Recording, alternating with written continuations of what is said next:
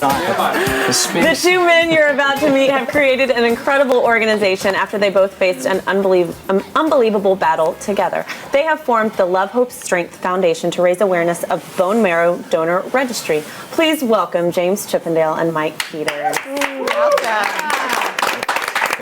We're just so excited to have y'all here. James, I've known you for a long time, and we became friends when you launched your movie, which kind of documented your story, and along with some other stories about your battle. It highlighted the need for bone marrow donors and why, we do what we do. And so we took that movie all across the world and played it 18 film festivals. We've registered tens of thousands of people just by screening the film. So talk to us about the foundation and about bone marrow donor registry, and kind of, I don't feel like it's an area that gets a lot of light, and y'all brought a ton of light to it. And people don't think, they think about blood registration, blood donor, but they never think about bone marrow. That's right. Well, we're both leukemia survivors, and we met through the internet really, because we both had different experience of how bone marrow donation is applied around the world, with myself coming from the UK and James from Dallas, Texas. And in Britain, it's very different to America. In America, you can sign people up to 65 years old. It's a cheek swab. It's very simple. Becoming a bone marrow donor today is very painless. It's nothing to do with pain at all. People still have this image. Yeah, let's talk more about that, because I think that is what scares people off, is they have this image of some needle in their back that's going to extract bone marrow, and it's so painful, but it's not at all like that. Yeah. With the advances in technology, it's actually like giving platelets or plasma. Yeah. It's a very, very simple process, and most people don't, because when they show it in movies or on television, that's not glamorous. They want to show the pain and how difficult it is, but right now it's a very, very simple process. So when we took out the film and we would tell people this, they were like, how do we get on the registry? This is a very simple process. I'm in. And it is painless? It's painless. Wow. Yeah. And once you're in the registry, are you there? Yeah, they're there till 65. Yep. 65, Yep. wow. Yeah, Now tell us about each one of y'all's individual stories. I know, James, you found your donor. He was a man in where, Germany? No. Yeah. He lived in a little village outside of Berlin, Germany, former Eastern German, never met an American, never been on an airplane, never spoke a word of English. Yet he donated and saved my life. And Mike, your donor? Well, I currently have leukemia, so I haven't got to the stage where I need a transplant yet. My doctors advised me to get second opinions, and I went to London, and they said to me that, you live in Wales, you need to come in and have a transplant if you want to see your children in 2 years' time. And I came through the internet. I was playing gigs still with the alarm, still having chemotherapy, and I wanted to come and play a show in Dallas, Texas, and James I got introduced to over the internet, and he got me to meet the best leukemia specialists who live in Dallas.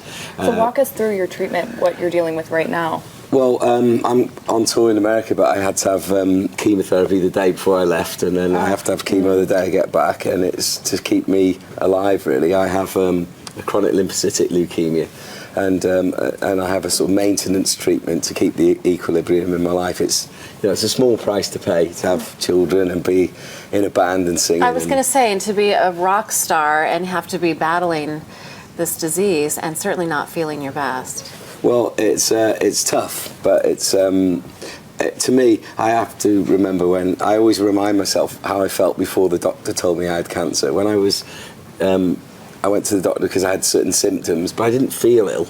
There was just something weird going on. And then when my doctor told me I had leukemia, I sat in that moment and I said, don't become ill. Don't lie in bed. Don't give up your work. So carry on as normal and as well, the amazing thing positively Mike's as doing now possible. too is he's not only playing gigs, but we're doing drives at every single one of his shows. So he will literally get behind the booth and get people registered after every show he plays. And in addition to, I think, your shows that you do, y'all also do a lot of really incredible events like Everest Rocks, and y'all talk about some of these just insane concerts that y'all have done on the top of mountains. And to kind of get exposure for the charity, Mike and I came up with the crazy idea we're going to climb Mount Everest and hold a concert at 19,000 feet. Because that's normal. There's nothing really normal about either one of us or the charity. Have you done this yet? Yeah. This was 7 years ago. We took a bunch gosh. of 80s rockers, guys from the Stray Cats and Squeeze and the Fix and Mike, and we all Less of hiked. the Wow. 80s. Yeah. We raised a lot of money for the cause, and we're changing lives by doing these. We've done Mount Kilimanjaro. We've on Machu Picchu in Peru, Mount Fuji, Yeah, we've got Mount Everest again. And So you climb them and then you do a gig like All the way halfway up as or at the well. top? Altitude, yeah, it's amazing. Oh And my it started gosh. with, I was having chemo in Wales and I could see Mount Snowdon in through the window of the hospital, and I thought to myself, when I get well, I'm going to climb the mountain and support the cancer centre, and that's what we do. So when we get to Everest, the money we raise stays in Nepal, and we help with the cancer centre in Bhaktapur in Kathmandu, or Oh my gosh. we climb Kilimanjaro and we build a cancer centre in Dar es Salaam. That is So the coolest difficult. thing. Yeah, we both felt really strongly about giving everyone around the world the same opportunities we had, and that's access to medical care and access to a bone marrow donor. Yes. So. And I love this because, again, it speaks to, it's not what you're going through, it's how you respond, and turning this into purpose and helping other people. I think that's what drives you. Like, Well, you it know, to does, keep yeah. going, even with the chemotherapy, is that you're doing something for purpose. That's right. When I was first diagnosed with the cancer in 1995 with lymphoma, and I was diagnosed just before I was coming to America, and I said, and my doctors all wanted me to have a transplant then, and I said, well, excuse me, can we put this off till I felt very strongly that if I had to cancel all the shows, it was a very negative response. So I carried on playing, and I came to America and I bought this army jacket in a combat Great store. on you. Camo's a great color on you. Is Camel still in, by the way, Courtney? So chic. She's wearing it tomorrow. Yes, you've inspired me.